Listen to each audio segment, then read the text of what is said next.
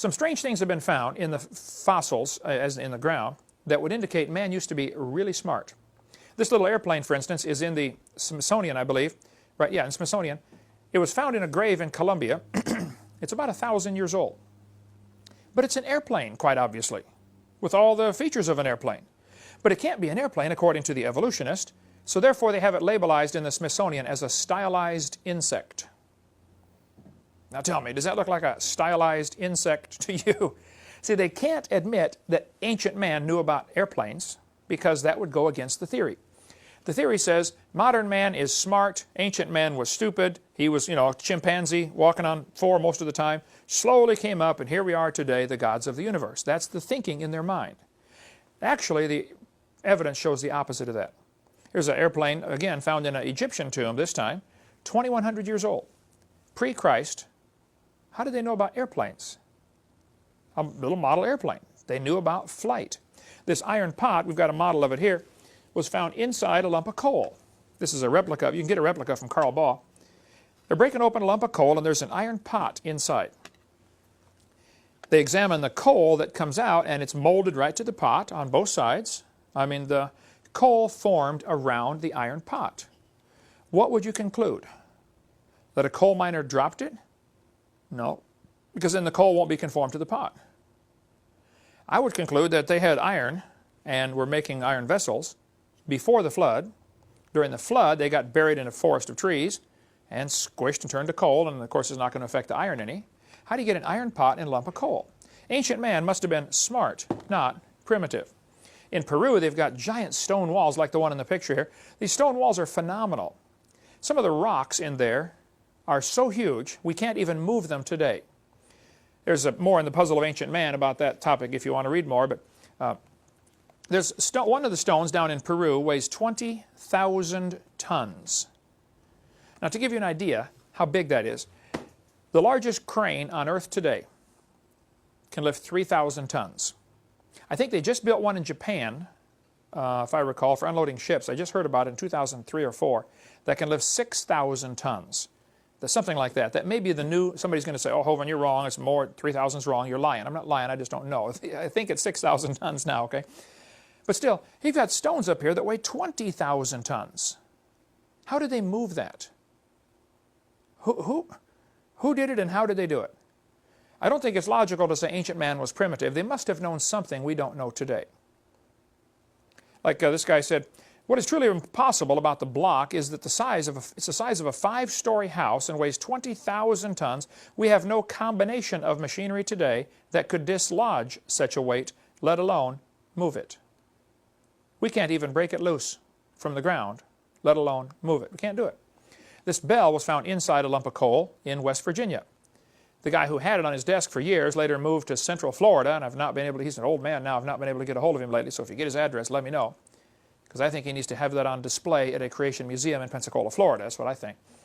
This thing was analyzed, and they said, well, this is some kind of strange, old, like a Buddhist-type god on top of here. But how could you find a brass bell inside coal? Ancient man knew how to work with all the metals. Bible says Tubal-Cain was an artificer in brass and iron. That's Adam's grandson. They were already working with brass and iron.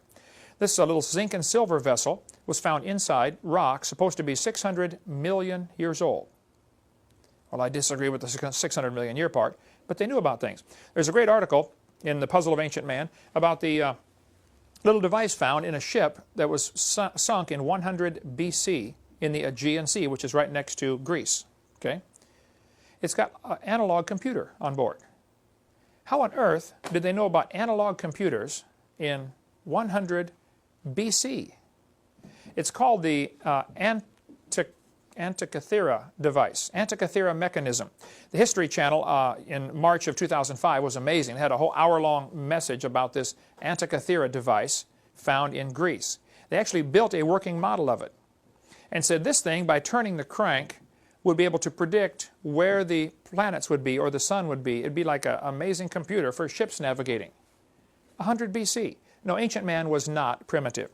You can get copies of this hammer from our museum. This Dr. Baugh has the original in his museum. He lets us make replicas of it. This was found in 1934 in Texas, New London, Texas. When they first found the hammer, the handle was petrified, what was left of it. And they looked at the hammer and said, man, it was in solid rock. I said, what on earth? How can a hammer be in rock? And the rock was supposed to be 400 million years old. So, of course, guys who believe in evolution would say, well, that just proves aliens visited the planet 400 million years ago and one of them dropped his hammer. I mean, that's the kind of logic they use. Instead of thinking, you know, maybe our whole time scale's wrong. They will never consider that. They cut a little notch in the hammer with a file in 1934 to see what kind of metal it was. It is still not rusted, the notch. It's a type of a stainless steel. Battelle Laboratory analyzed it and said it's 96% iron, 2.6% chlorine, and 0.75% sulfur. And then they said, you know, we don't think you can get those elements to combine unless you do it under a much stronger magnetic field.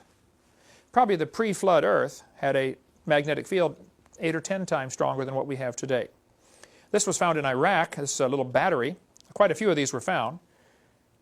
They knew about electricity 2,000 years ago. The Egyptians apparently knew about electricity. Here's a hieroglyphic showing snakes in some kind of chamber hooked with a wire going to a little generator of some kind. We don't know.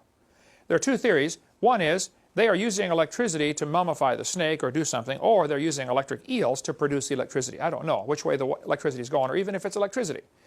But I think we've got the wrong idea to say modern man is smart and ancient man was stupid. I think ancient man knew a lot. They knew about brain surgery. Quite a few skulls are found like this. This process is called trepanning.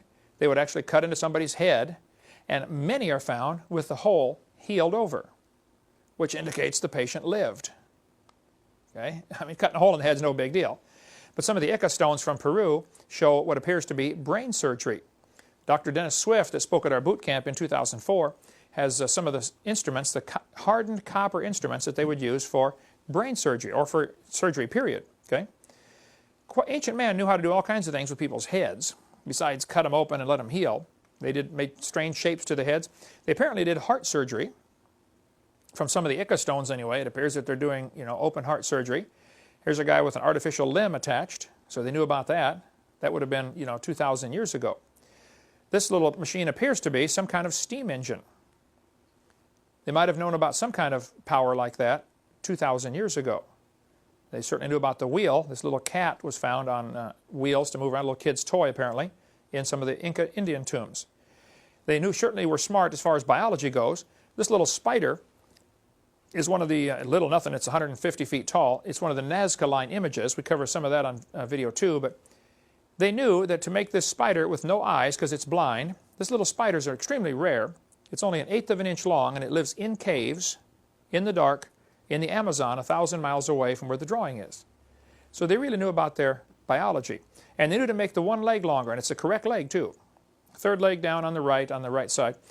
That leg, during mating season, for 15 seconds, that one leg grows longer and exchanges DNA off the tip of that leg. And they knew that. So they were not ancient, not stupid. They were ancient, but they were not stupid. This Pira Reis map of 1513 shows Antarctica with no ice on it.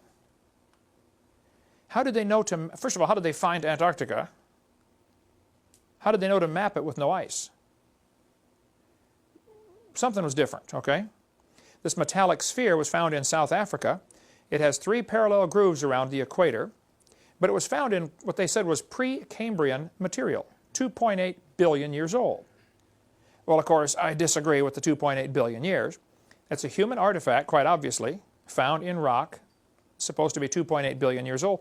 But see, rather than question, you know, maybe it's not 2 billion years old, guys like Michael Cremo, who wrote the great book on stuff like this, it's called OOPArt, Out of Place Artifacts, OOPART. He studies all kinds of these things. Now, he's a Hindu. Michael Cremo has the book Hidden History of the Human Race. He says this proves aliens came and visited the Earth 2.8 billion years ago. Rather than question, hey, wait, maybe the whole geologic column is wrong, they just, I don't know why, they're not allowed to question that. His book's called The Hidden History of the Human Race. It's in our library if you want to read that. Here's a mortar and pestle, you know, to grind wheat or grind flour with, grind corn. The problem is, it's in rock supposed to be 33 to 55 million years old, way before man got here. So what do you conclude? Well, again, aliens came, visited the planet. These little spirals were found. The thing that's amazing about these little spirals, they're made of tungsten. Very difficult metal to work with, very difficult to refine. And these things are 3/10,000ths of an inch, 3/10,000ths of a millimeter in diameter. And it follows the perfect golden mean ratio. Same thing used in the Fibonacci sequence, 1 to 1.618. How do they know about that? A lot of these are found in Russia. Pavel, if you get over there, bring me some of these. I want some of these for the museum. These little amazing little spirals. There's all kinds of stuff on the internet about that if you want to read it.